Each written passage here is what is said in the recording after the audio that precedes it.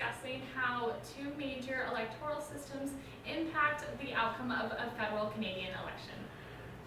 So our outline for this presentation, I'm going to be defining three major electoral systems. The first, past the post, proportional representation, and single member plurality, and the differences between those three.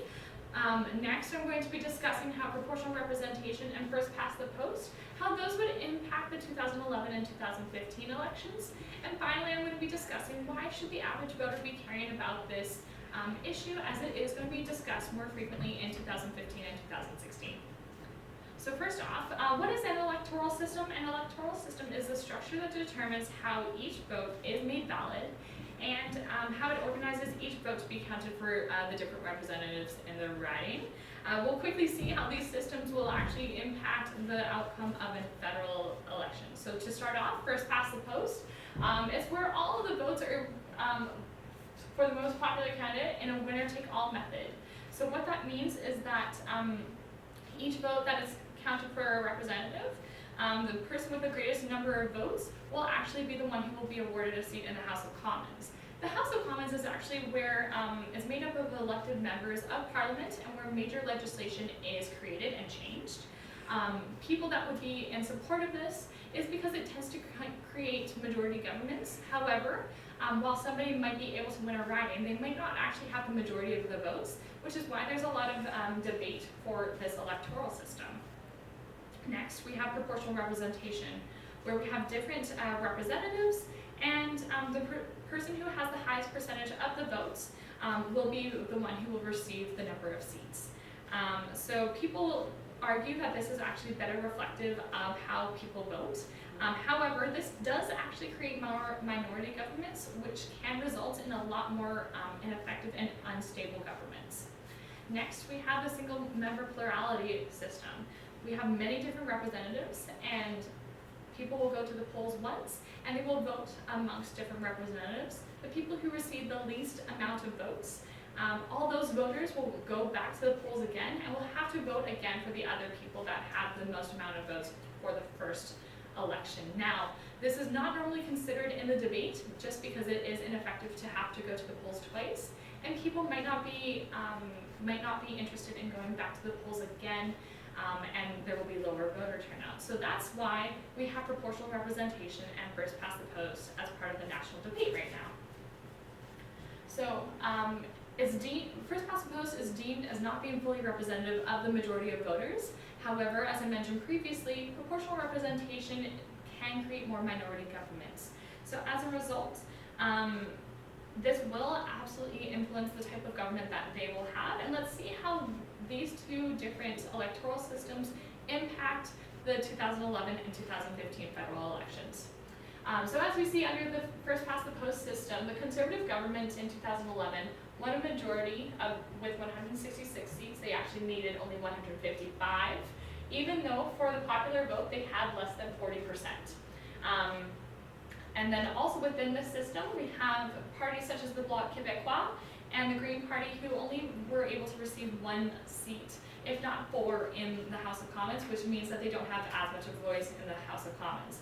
However, using the percentage of votes that they should have received for each riding within the proportional representation, we can see that they actually would have had a minority government with only 127 seats, and the new NDP, Bloc Québécois, Green, and Liberals, they would have had more seats, and therefore more of a voice within the House of Commons. We can see how that also affects the region. So areas such as Alberta and Saskatchewan, they are viewed as being more conservative when that actually might have been a different situation if we use proportional representation, as well as we can see in the territories of the Yukon and Nunavut, those voted conservative within the 2011 election. The significance of this is while the Conservative government did not receive the majority of the votes, they still had a majority government. And then in addition, the other four parties, such as the Green Party, might have had more of a voice. So in comparison, they had one seat with first past the post, but they might have had 11 seats with proportional representation. There would have been a minority government for the Conservative Party had we used proportional representation. We can see, in contrast with the 2015 election, The Liberals won, however, very similar to the Conservatives, they only had less than 40% of the popular vote. They won with 184 seats. They only needed 170 seats in order to form a majority in the House of Commons. Again, very similar with proportional representation to the 2011 election. We can see how the Liberal Party, they, just based off of the percentage of votes, they were only able to get a minority government. So we will see on this next slide here that they were only able to form 135 seats in the House of Commons. And then the Conservative Party would have had a stronger opposition, as well as smaller parties such as Bloc and Green. They would have had more of a voice again in the House of Commons. So quite similar. Also the territories completely changed in this election. We can also see a lot more representation in Ontario, the Maritimes, and a little bit more red here in BC. So again, the significance of this, the Liberals, while they did not have the majority of the votes, they still were able to form a majority government using first past the post. And if they had used proportional representation, they would have had a minority government, and therefore there would have been a strong opposition from the Conservative government as well. And the Green Party and smaller parties would have had more of a voice. So, the impact of this, there's a proposed electoral reform from the current government of the Liberal Party. During the campaign, they said that within 18 months of being elected, they would form a committee that would discuss and debate the different types of electoral reform.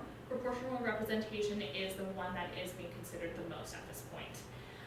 So it would consider different types, and it could lead to a referendum from eligible voters. A big part of this, as we have noticed with first past the post, they tend to form majority governments without majority support, but proportional governments and proportional representative, they form minority governments, which creates more instability.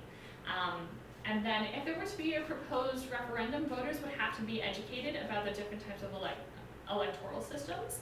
And we have seen with previous provincial referendums that people are not educated or are not viewing this as important. And we have very low voter turnout. For example, in the 2005 election in BC, there was only about 30% of voters who showed up for this referendum. So what have we learned from this?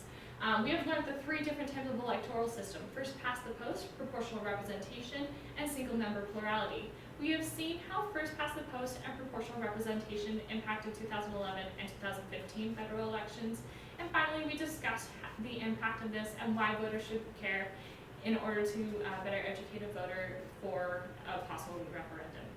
Again, my name is Chandler. Thank you for your time, and enjoy the rest of your day.